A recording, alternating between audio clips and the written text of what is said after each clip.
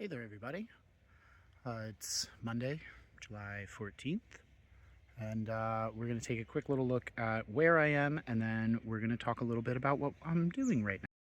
Middle of the afternoon, we are up in front of the house. We are right in front of where the mower for the town did not recognize a garden before stopping the mowing of a person's garden.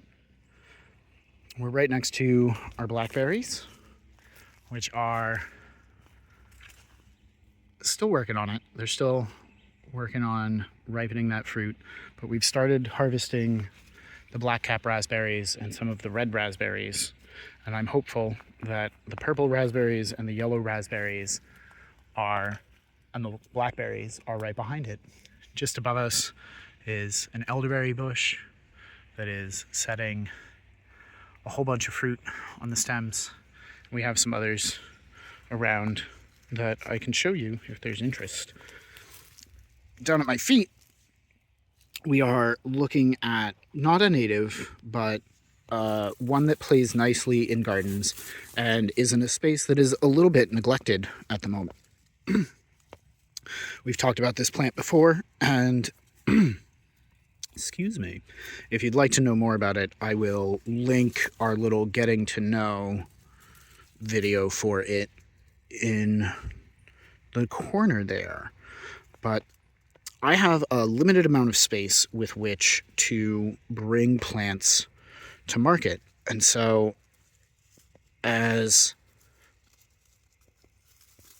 me trying to be a savvy businessman is wont to do, I make decisions on a week-to-week basis and at the start of the season as to what I'm going to spend the most energy transplanting, potting up, splitting, preparing for market season.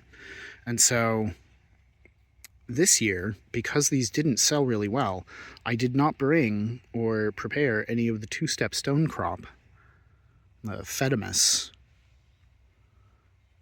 for market this year. But someone was asking about a low-growing succulent plant that flowers and looks really pretty. And if you don't know what it looks like and you don't feel like clicking away to another video, this is the start of Phedemus.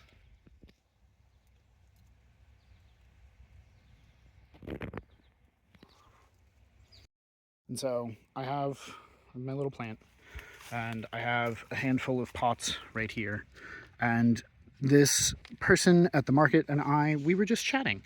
And the topic of wanting a low-growing, flowering succulent that would play nicely with their sedums and other things in their garden came to me mentioning this plant. And so they said, "Oh, do you have it here?" And I said, "No, I have limited space and it didn't sell well," because honesty is important.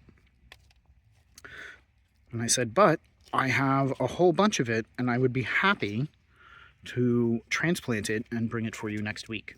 And so that is what we're doing.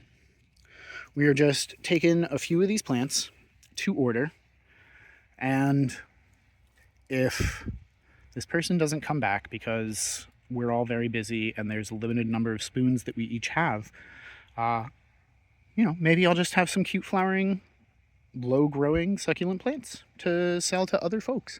But if they do come back, I will be like low-key, small-scale garden hero for being the kind of person who can recommend a plant or can name a plant and can deliver on that promise and be responsive to the needs of their customers.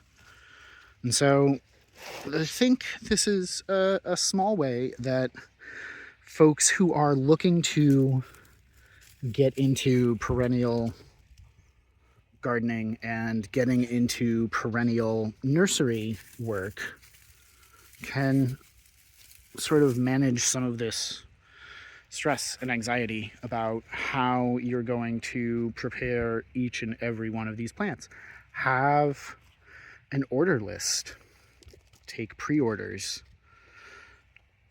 have a wide collection of plants and spend the requisite time getting to know them before getting too firmly into the nursery work.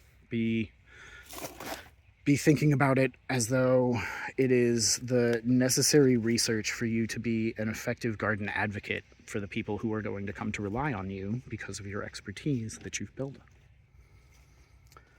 And so, yeah, I think this is cute. I'll show you the potting up, and then we'll call it quits because I'm trying to avoid as many ads for you folks as I can manage. So, the forward view, you can see that we are right at the little cusp of a little rock garden, and there's not a whole lot of sun coming through. These folks are not running as much as they could, and what we're doing is just coming in and finding the ones that just want to come out in our hand. And each of these little points that you can see is going to be new roots that grow. And so I won't even clip, I'll take this one off.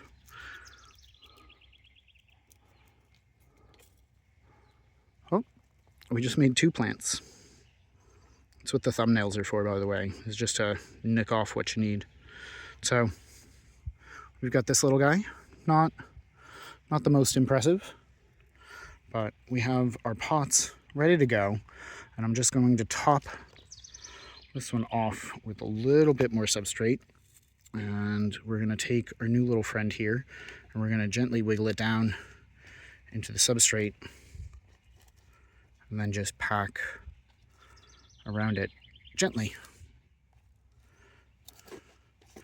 I pre-wet this potting mix that we have, and I took one of our not currently in use 10-gallon pot just to have a little thing. And so now that that's broken off, actually, and I'm rethinking this, we will come in and we will nick these. I'm going to be very careful with this leaf here and get it a bit higher so that I don't damage the roots. And there we go. Roots are fine. We're going to stick this guy right in there. We're going to give it the same treatment. A little bit of potting mix, gently firmed with fingertips, and then we'll wiggle it in.